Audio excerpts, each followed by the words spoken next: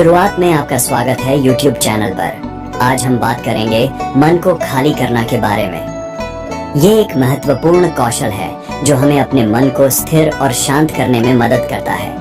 यदि आप चाहते हैं कि आपका मन शांत और प्रेरणादायक रहे, तो इस वीडियो को अंत तक देखें और मन को खाली करने के कुछ अचूक तरीकों का पता करें। तो चलिए, आइए हम साथ में इस अनुभव को साझा करें और एक नए और बेहतर जीवन की ओर अपना पहला कदम रखें। यहाँ आपके जीवन को संशोधित करने के उपाय हैं। तो बिना किसी देरी के आइए शुरू करते हैं। एक गुरु का शिष्य बहुत गहन ध्यान कर रहा था, लेकिन उसका ध्यान केंद्रित नहीं हो रहा था।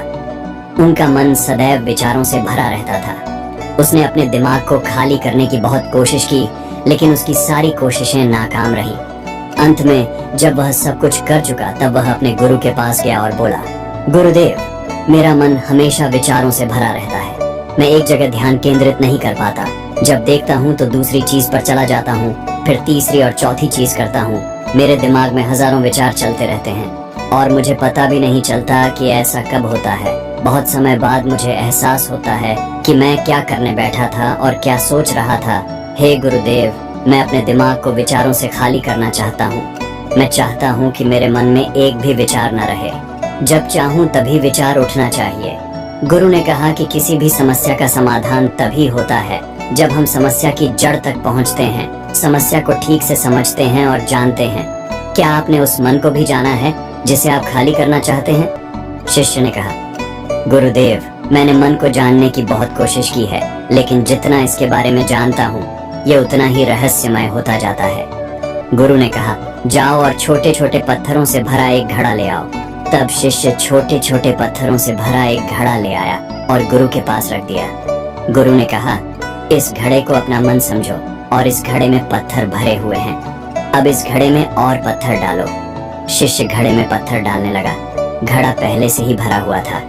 12वां पत्थर रखते ही बाकी सभी पत्थर नीचे गिरने लगे।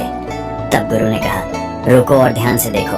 अब घड़े में कोई पत्थर तो नहीं आ रहे हैं, बल्कि वह नीचे गिर रही है, क्योंकि यह भर गया है। इसमें जो भी आ सकता था वह आ गया। अब और पत्थर नहीं आएंगे। यदि आप दूसरा पत्थर लगाना चाहते हैं तो पहले पत्थरों को बाहर निकालना होगा। शिष्य ने तुरंत कहा, गुरुदेव, मैं समझ गया कि आप क्या कहना चाहते हैं, कि हमें अपने दिमाग को विचारों से खाली कर लेना चाहिए। गुरु मुस्कुराए और गुरु ने कहा, पहले पूरी बात समझो और फिर दिमाग को खाली करो। गुरु ने कहा कि हमारा मन इस घड़े के बिल्कुल विपरीत है। तुम घड़े को पत्थरों से तो भर सकते हो, लेकिन मन को विचारों से नहीं भर पाओगे। मन हमेशा खाली रहता है। शिष्य ने कहा, गुरुदेव, मुझे कुछ समझ नहीं आ रहा है। अगर दिमाग हमेशा खाली रहता है तो हम उसे खाली करने की कोशिश क्यों करते रहते हैं? इसकी क्या जरूरत है? गुरु ने कहा, इस घड़े से एक एक करके सारे पत्थर निकालो। शिष्य ने वैसा ही किया और घड़े से एक एक पत्थर निकालता रहा और अंत में घड़ा खाली हो गया। गुरु ने कहा, देखो, तुमने एक एक पत्थर निकाला, ये घड़ा खाली हो गया है। अब आप इस घड़े में कोई भी पत्थर डाल सकते हैं, दूसरा पत्थर डाल सकते हैं, या फिर वही पत्थर दोबारा डाल सकते हैं। आप इसे आधा भर सकते हैं या फिर पूरा भर सकते हैं। शिष्य ने कहा, गुरुदेव, मैं भी ऐसा ही हूँ। मैं बता रहा हूँ कि मन को खाली करना है। ये तो पत्थर हैं, इन्हें आसानी से निकाला जा सकता है और घड़ा खाली किया जा सकता है, लेकिन मैं अपने मन को कैसे खाली करूं? गुरु ने कहा, इस खाली घड़े में एक पत्थर डालो और 2 पत्थर निकाल लो। शिष्य ने यह कहा, ऐसा कैसे हो सकता है कि जब इस घड़े में एक पत्थर होगा तो एक ही पत्थर निकलेगा, फिर 2 पत्थर कैसे निकल सकते हैं? गुरु ने कहा, चलो ऐसा करो, इस घड़े में 2 पत्थर डालो और 4 पत्थर निकाल लो। शिष्य ने कहा, गुरुदेव, ये कैसे संभव हो सकता है? ये कोई चमत्कारी बर्तन नहीं है कि एक डालो तो 2 निकालो, 2 डालो तो 4। गुरु ने कहा, यह घड़ा चमत्कारी नहीं है, लेकिन तुम्हारा घड़ा यानी तुम्हारा मन चमत्कारी है। यदि आप इसमें एक विचार निकालेंगे तो इसके पीछे 2 विचार होंगे। जब आप उन 2 विचारों को पकड़ते हैं तो उनके पीछे 4 विचार उभर आते हैं और वह खाली नहीं रहता। यह मन का भ्रम है कि सब कुछ है लेकिन कुछ भी नहीं है। शिष्य ने कहा, गुरुदेव, आप जो कह रहे हैं वह मैं समझ गया, लेकिन क्या मैं हमेशा अपने विचारों के जाल में फंसा रहूंगा? क्या मन के भ्रम से बाहर निकलने का कोई रास्ता है? बिल्कुल नहीं। और जब आप उन 4 विचारों को पकड़ते हैं तो उनके पीछे 16 विचार उभरते हैं, और ऐसा करने से विचारों की एक लंबी श्रृंखला बन जाती है और आप कहीं नहीं रुकते, एक के बाद दूसरे विचार को पकड़ते चले जाते हैं। ये मिट्टी का घड़ा पत्थरों के घड़े के समान है, भरा रहेगा, लेकिन आपका मन कभी नहीं भरता, वह हमेशा खाली ही रहता है। हमारा दिमाग भी एक विचार के बाद हमारे लिए हजारों विकल्प खोल देता है और हम एक मुख्य विचार को छोड़कर उन हजारों विकल्पों में फंस जाते हैं। शिष्य ने कहा, मैं आपकी बात अच्छी तरह समझ गया हूँ, लेकिन अब मुझे क्या करना चाहिए? मेरा मार्गदर्शन करें। गुरु ने कहा, मन के जाल में मत उलझो, मन को खाली करने की कोशिश मत करो, अपना ध्यान इकट्ठा करो, एकाग्रता लाओ, जो भी कर रहे हो उसे अंतिम मानकर करो। ऐसे करो कि बाद में इसमें आपको कुछ भी करने की जरूरत नहीं है, और जब आप किसी दूसरे विचार पर काम करते हैं तो बस उसी पर काम करें, कोई दूसरा विचार नहीं।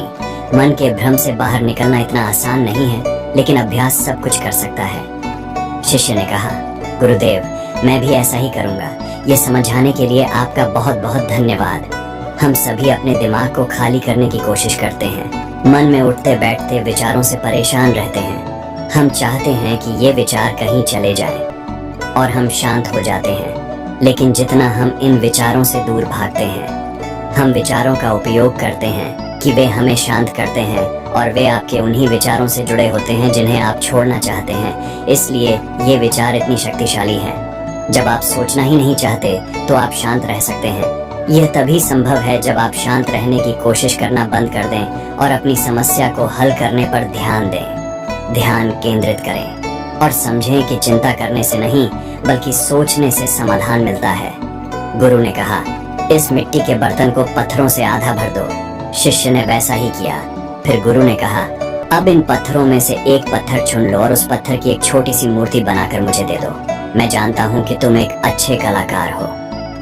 जब शिष्य ने 11वां पत्थर निकाला और उस पत्थर को तराशना शुरू किया तो उसे एहसास हुआ कि यह पत्थर अच्छा नहीं है। तो उसने घड़े से दूसरा पत्थर निकाला, उसे वह पत्थर भी पसंद नहीं आया। फिर उसने तीसरा पत्थर निकाला, उसका रंग उसे पसंद नहीं आया। फिर उसने चौथा पत्थर निकाला, लेकिन उसे इस पत्थर में एक दोष निकला। इस प्रकार उसने लगभग सभी पत्थर बाहर फेंक दिए। उसे ऐसा करते देख गुरु ने कहा, वह पत्थर जो तुमने पहली बार निकाला था, ये समझकर उसी पत्थर की खोज करो कि तुम्हारे पास कोई दूसरा पत्थर नहीं है।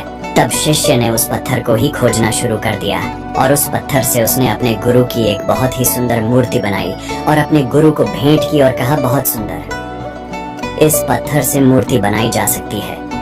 मैं इसका विचार भी नहीं कर सकता था। गुरु ने कहा कि जब कोई दूसरा विकल्प नहीं है तो हम अपनी सारी ऊर्जा उसमें लगा देते हैं और उसे सर्वश्रेष्ठ बनाते हैं। जब कोई दूसरा विकल्प है तो हम सिर्फ पत्थर चुनते रहते हैं। मान लीजिए कि मूर्ति नहीं बनाई गई है। दोस्तों, आज की यह कहानी आपको कैसी लगी और इस कहानी से आपको और क्या सीखने को मिला?